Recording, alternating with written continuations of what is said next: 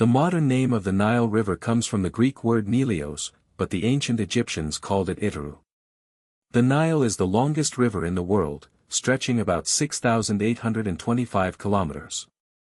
It has three main tributaries, the White Nile, the Blue Nile, and the Atbara River. The White Nile, considered the river's primary source, flows from Lake Victoria and Lake Albert. The Blue Nile is responsible for the river's annual floods and carries most of its water and fertile silt. The Atbara River has less influence, as its water flow is relatively small.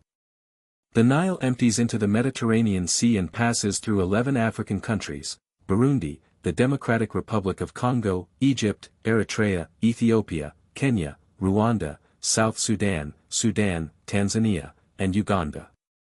About 90% of Egypt's population depends on the Nile for drinking water, as it is the country's main water source.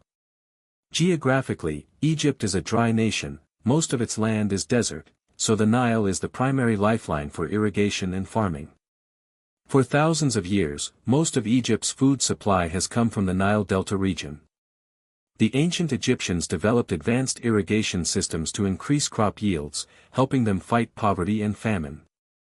The Nile provided food, fertile land, and economic resources, making it possible to thrive in Egypt's arid desert climate.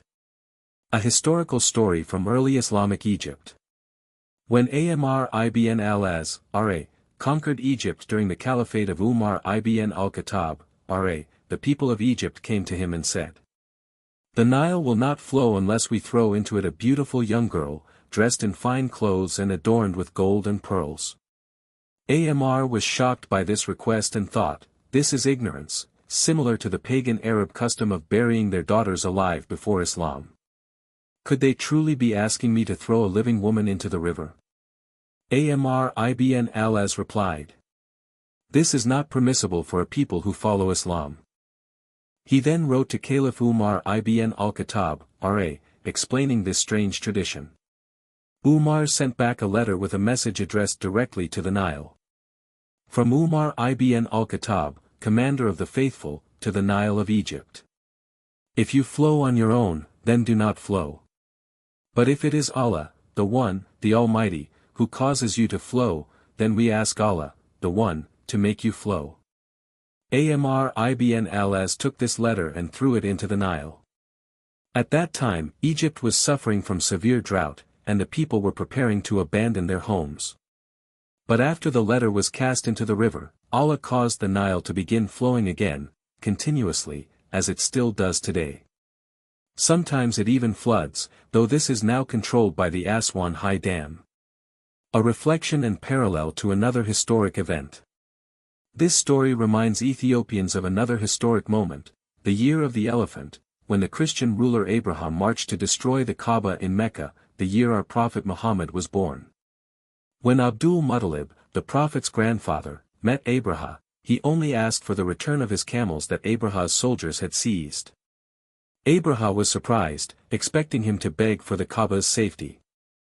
Abdul-Muttalib replied, "I am the master of the camels, and they belong to me. As for the house, the Kaaba, it has a Lord who will protect it."